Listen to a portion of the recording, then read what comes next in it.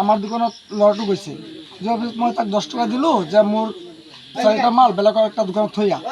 তেতিয়া এটা মানুহ সোমাইছে মোৰ মাজৰ পৰা, সোমাই কিনি কৈছে যে সজল বিশ্বাস, তাৰ নাম সজল বিশ্বাস, তাক একবাৰ সোধকচোন দাদা তাৰ হাত ভৰি কেনেকুৱা জ্বলিছে।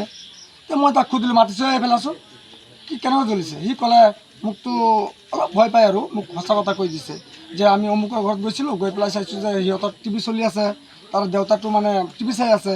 মই অলপ মানে পানী কল টিপিছে ফাৰ্ষ্টত, টিপাৰ পিছতে মানে সি গৈছে মানে ঘৰত সোমাব, দৰ্জা ঠেলিব। তেতিয়া মানে সি অলপ মানে এনেকুৱা চাইছে আৰু বেৰৰ ফাঁকে দি চোৱাৰ পিছত চালে যে সিহঁতে মানে অলপ বেলেগ চিষ্টেমত অলপ মানে সোমাইছে আৰু হা, আপোনালোকে বুজি ল'ব। তেতিয়া মানে সি পলাইছে, এবাৰ দৌৰি পলাইছে। তাৰপিছতে সেই ল'ৰাটো তাৰ ঘৰৰ বনমালী দাসজনে সি আহিছে, আহি পেলাই তাক ক'লে ঐ সিটো পলাইছে, মাৰিব মোক এনেকুৱা ভাবিছে। আৰু সি কি কৰিছে, সি পলাইছে, পলাই পিছত এই ল'ৰাটো 10টা 11টা 12টালৈকে ইয়াত ৰাস্তাত বহি আছে, কৈ আছে তই কেইদিন পলাই থাকিবি, তই 1 ৰাতি পলালে মই 7 ৰাতি থাকিম, তেনেকুৱা কৈছে।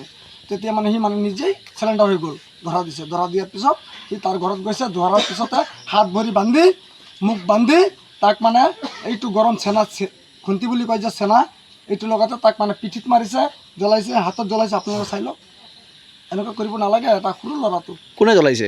জ্বলাইছে বনমালী দাসে, আৰু তাৰ ঘৈণীয়েকে মানা কৰিছে জ্বলাব নালাগে বুলি কৈছে। তথাপিও আমাৰ গাঁৱৰ ৰাইজে আহিছে, বিডিপি ৰাইজে আহিছে, বিডিপি মানুহ আহিছে, আমাৰ ৰাইজে আহিছোঁ। অহাৰ পিছত তাৰ ঘৰৰ মানুহক মাতিছোঁ, মাতাৰ পিছত মই সিদ্ধান্ত ল'ম। সিহঁতে কি কৰিছে মানে আমাৰ কথা একো শুনা, ৰাইজৰ কথা শুনা নাই।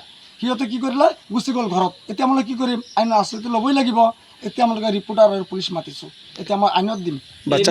ল'ৰাজন কি বনমালী ঘৰত কাম কৰিছিল? কাম মানে তাৰ ঘৰত 1 বছৰ ধৰি তাৰ ঘৰতে ভাত পানী যি আছে চব তাৰ ঘৰতে খায়, কামো কৰে। সিহঁতে মাতে কাৰণে যায় ল'ৰাটো তাৰ ঘৰতে।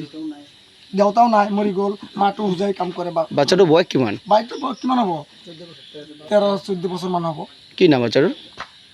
সজল বিশ্বাস। তাৰ ঘৰ কোনটো জেগাত? ঘৰটো আমাৰ এই যে কিবা নামমাটি কলা বিষ্ণু মন্দিৰৰ ওচৰতে 8 নম্বৰ ৱাৰ্ড। ৰাইজে আপোনালোকে কি সিদ্ধান্ত? ৰাইজে সিদ্ধান্ত লৈছে অলপ মানে আইনৰ আশ্ৰয় আপোনালোকক কৈছোঁ, তেতিয়া আপোনালোকে যেনেকুৱা এইটো মানে শাস্তি হ'ব লাগে, অলপ পাব লাগে। আমাৰ ৰাইজৰ কথা মানা নাই সিহঁতে, সেইকাৰণে আমালোকে আইনৰ আশ্ৰয় লৈছোঁ। এতিয়া আপোনালোকে ৰাইজে যি কৰে আমালোকে এইটোৱে খুচি আৰু।